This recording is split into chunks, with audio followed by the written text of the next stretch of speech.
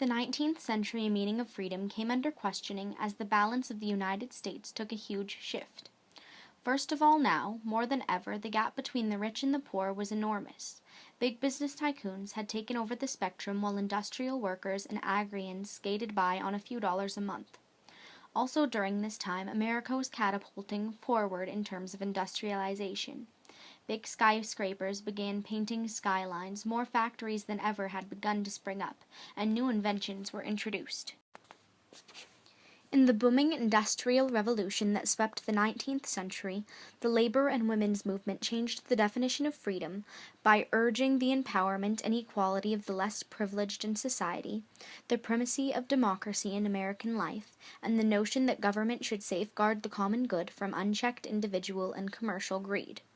They challenged government to eliminate its own legal injustices, and also harnessed the force of government as a vital tool for advancing human freedom and establishing the more perfect union envisioned by the Founding Fathers. The women and labor movements were more largely known as progressivism. Progressivism advocated for equality through social movements. During the 19th century, it largely changed the definition of freedom by validating empowerment and equality for the less privileged of society. One of the examples of this is the National Labor Union. Founded in 1866, this was the first large-scale U.S. union.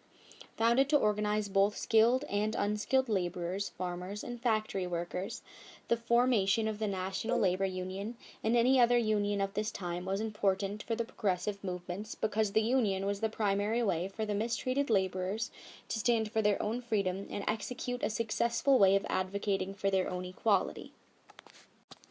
Progressivism in the 19th century changed the definition of freedom by bringing forward the primacy of a democracy in the American life. For the first time during this era, we begin to see women fighting for their rights. Although at this point in time, women are able to work, stand for themselves in court, and able to do things without the consent of a man, their freedom and democracy is still largely stripped down.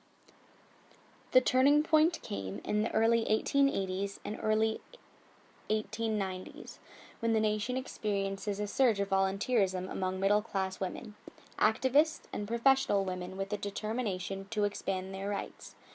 The National American Women's Suffrage Association made many important moves for the democratical involvement of women. Both the women's and labor movements came together on the idea that government should safeguard the common good from unchecked individuals and commercial greed. With the booming sound of industrialization, it was often thought the rich are getting richer and the poor are getting poorer. It followed this process for many years until reform movements and progressivism came about to stop it. Strikes like the Homestead and Pullman strikes showed the underdog standing up for their rights as well as moving forward and putting a stop to the bulldozing topic of commercial greed. The progressivism movements had a large impact on the definition of freedom. It started a snowball effect of change for the little guy throughout the 19th and early 20th centuries.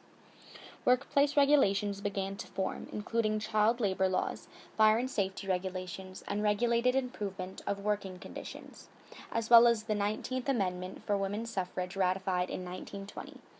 Progressivism has had a powerful impact on history.